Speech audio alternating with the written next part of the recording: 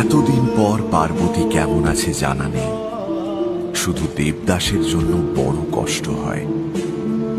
যদি কখনো দেবদাসের মতো এমন হতভাগ্য অসংযমী পাপিষ্ঠের সঙ্গে তোমাদের পরিচয় ঘটে, তার জন্য একটু প্রার্থনা করো।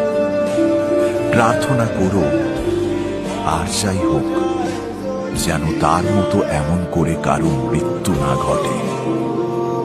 মরণে ক্ষতি নেই, কিন্তু সেই শেষ সময়ে যেন স্নেহের একটু স্পর্শ তার কপাল ছুঁয়ে যায়, যেন একটা করুণ স্নেহময় মুখ দেখতে দেখতে তার জীবনের অন্ত হয়।